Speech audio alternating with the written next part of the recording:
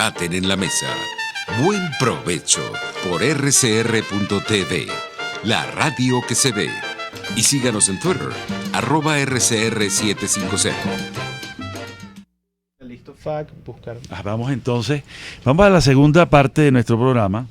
Y bueno, todo este tema de la justicia se vincula con lo internacional, las sanciones, etcétera, pero estamos concentrados en nuestro tema de la justicia transicional, que me parece un tema apasionante al cual hay que darle todo el apoyo y sobre todo los estudios tan detallados y minuciosos que viene haciendo la Universidad Católica en esta materia.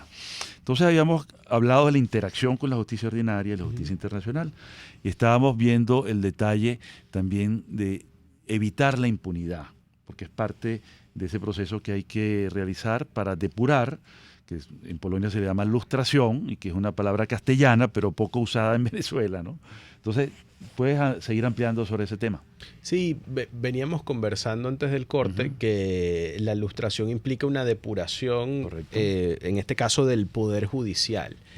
Cuando tenemos un Poder Judicial roto, y cuando digo un Poder Judicial roto es porque no es independiente o porque quizás está altamente corrompido o porque sus integrantes no tienen la suficiencia profesional ni moral para formar parte de ese cuerpo, bueno, la sociedad requiere reconducir los esfuerzos de ese poder tan importante, y por eso tenemos el ejemplo de Polonia, en donde se generó una ley de lustración. La lustración que permite una depuración y una limpieza, en este caso de lo que estamos hablando es del Poder Judicial, que yo creo que por esa parte vamos a tener que transitar. Yo no estoy de acuerdo en la tesis, Fernando, que sostienen algunos sobre la implosión del Poder Judicial, ¿no?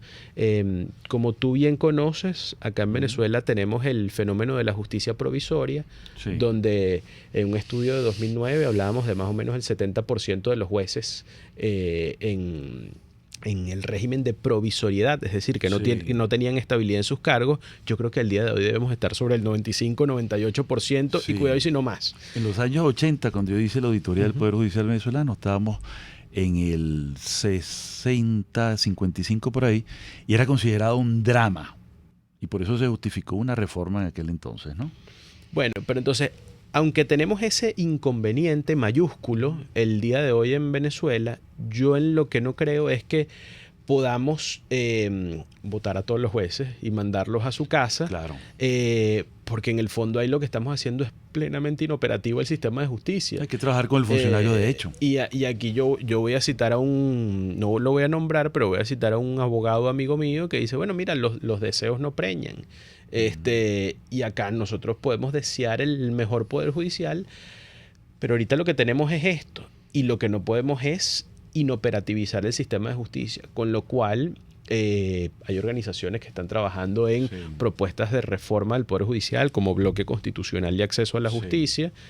El Centro de Derechos Humanos de la Universidad Metropolitana entiendo que también está metido en eso. Pero yo creo que implosionar el Poder Judicial no es una solución. No tiene sentido. Lo que sí tendría sentido es hacer una lustración progresiva de ese Poder Judicial, llamar a muchos de esos jueces a un concurso de credenciales para regularizar su situación en el Poder Judicial y tratar de hacerlo verdaderamente independiente. Es fácil decirlo aquí en un programa de radio, no es tan sencillo ejecutarlo en las condiciones y en los vicios que tiene el Poder Judicial el día de hoy. Sí se pueden lograr muchas cosas. A principios de los años 2000,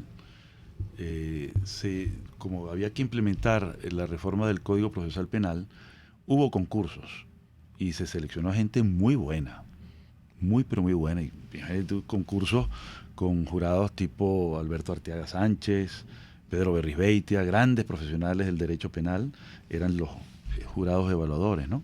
Entonces sí se puede hacer y hay con quién hacerlo además, ¿no? Entonces yo creo que eso es un asunto, y otro tema es la capacitación. Yo creo que por ahí la Católica puede jugar un papel predominante, pues, ¿no?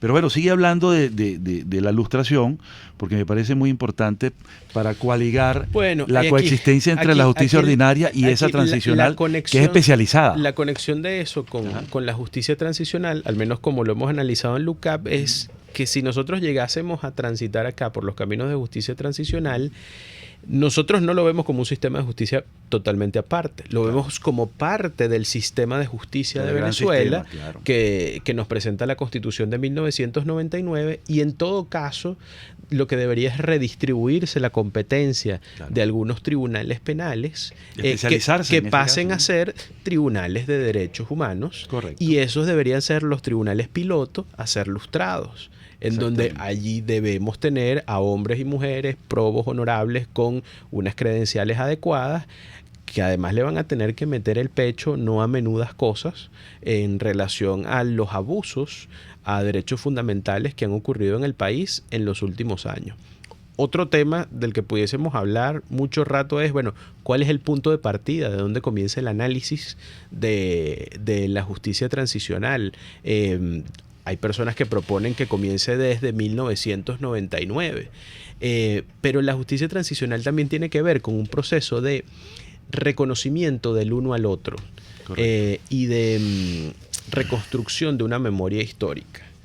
Entonces, en el marco de un proceso de reconstrucción de memoria histórica en este país, parte de la propuesta que ha hecho en sedes académicas el Centro de Derechos Humanos es que si se llegase a ensamblar un sistema de justicia transicional en el país, el punto de partida al menos para el análisis y la reconstrucción de la memoria debería ser 1989 y puntualmente el Caracazo. Porque claramente aquí tenemos grupos, punto de quiebre, grupos políticos enfrentados, aunque yo no creo mucho en aquello de la ideología política. Yo creo en el pragmatismo y en que la gente lo que tiene es que comer y que trabajar. Entonces aquello de la ideología yo se lo dejo un poquito a los soñadores, pero lo respeto. Pero bueno, si hay un enfrentamiento ideológico, histórico, oye, pongamos como punto de partida 1989, que fue un verdadero punto de inflexión en la maltrecha democracia venezolana. Fíjate que menciona 1999. Yo tuve el 89. Pero antes mencionaste el 99, sí, ¿no? Y tiene que ver con la discusión de la Constitución actual. Cuando se constituyó la Comisión de Reforma de Justicia, que la presidía Elio Gómez Grillo, me tocó, me llamaron para que dijera algunas ideas. Y ahí propuse justamente la creación de la Jurisdicción de Derechos Humanos y crear en la Sala Constitucional, porque no se hablaba, es decir, la idea era o crear un tribunal constitucional o una sala constitucional. Prevaleció la segunda idea, ¿no? Entonces ahí propusimos la idea de una Cámara de Derechos Humanos en la Sala Constitucional y una Cámara de Derecho Constitucional, propiamente dicho. En la Cámara de Derechos Humanos se generaría toda la jurisdicción constitucional hacia abajo, que atendería ese tipo de cosas, ¿no?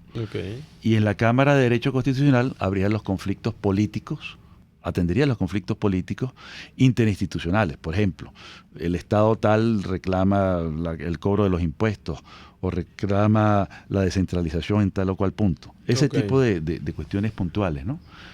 Pero bueno, eso no tuvo acogida. Ahora que tú planteas eso de los derechos humanos, ¿qué viabilidad le ves tú a ese tema? Porque en aquel entonces no prosperó y no sé si hay, digamos, como la conciencia política institucional como para proponerlo. En aquella propuesta que ustedes hicieron y que tú acabas de reproducir. Sí, claro, que te acabo de comentar, pero que ahora está... habría como mayor legitimidad y aceptación posiblemente. Sí, bueno, la verdad es que no conocía que de esa propuesta. Tienes que entender que yo en 1999 estaba en sexto grado. Eso fue en el 99. Aquí en El Paraíso, precisamente. Yo estudiaba acá en El Paraíso y estaba en sexto grado. Lo malo de ese viejo. Pero, oye, de buenas a primeras te puedo decir que lo veo a lo mejor como una hipercomplejización de la labor del Tribunal Constitucional. Ajá. Y al final, como todos los jueces de la República tienen la capacidad de hacer un control difuso de la constitucionalidad, yo no, en principio, no lo separaría. Habría que revisarlo a profundidad. Me estás poniéndome a desayunar con la idea. Tengo que analizarla más. Es que el tema de los derechos humanos es tan sutil e involucra tantas cosas, ¿no? Que si no se especializa va a ser muy complejo que se instrumente de verdad, y todo se va a derivar en los temas más políticos. En cambio, el tema de los derechos humanos tiene que ver con la experiencia concreta del que sufre la violación de los derechos humanos, o el acto jurídico o antijurídico que produce un órgano del Estado. Entonces requiere una mirada muy especializada. Lo otro también, por supuesto. Sin duda. Pero, digamos, no es lo mismo la visión que pueda tener el hombre de Estado que la persona que está sensibilizada al tema concreto de las víctimas. Lo que yo te acabo de afirmar no quiere decir que en una sala constitucional o en un tribunal constitucional futuro en Venezuela, como sabemos, los tribunales y salas constitucionales pueden tener los magistrados, pero abajo hay un grupo de abogados relatores. Entonces, eso no quiere decir que no podamos tener grupos de abogados relatores que dentro de la misma sala estén plenamente especializados y entonces puedan ver con determinado tamiz, así como habrán magistrados que podrán tener una especialización en temas de descentralización y federalismo, y otros magistrados que podrán ser mucho más sensibles al tema de derechos fundamentales, civiles y políticos, o económicos, sociales y culturales. Está muy bien esa observación, porque pudiera ser como se hace en la Corte Penal Internacional, que se integra por penalistas y por especialistas en derecho internacional. Entonces ahí confluyen dos saberes, dos tradiciones, dos visiones, y bueno, se busca pues una síntesis, ¿no?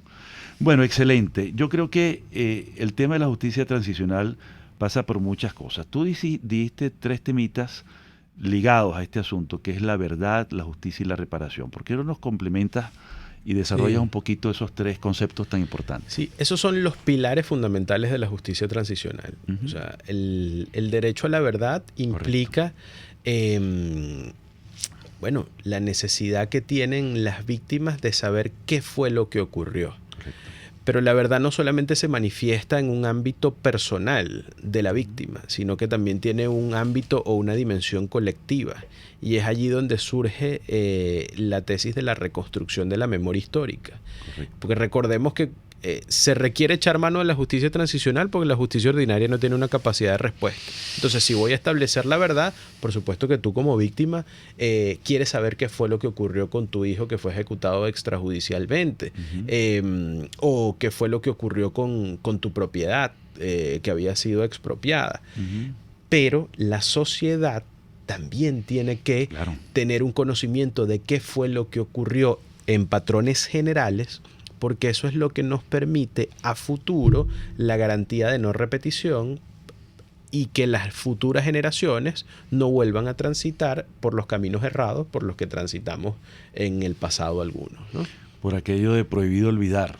Sí. Nunca jamás. Sí, vamos la consigna panameña. Sí, vamos a interrumpir en este segmento y vamos a continuar entonces con el tema de la memoria, que no solamente es la memoria histórica, sino también la memoria jurídica. Que en este caso, si se trata de un sistema procesal y de un sistema sustantivo que involucre la precisión de lo que pasó en realidad, esa memoria jurídica en gran medida va a condicionar la memoria histórica. Entonces, vamos a continuar en el siguiente segmento. Usted escucha Buen Provecho por RCR.tv, la radio que se ve. Puedes seguirnos en nuestras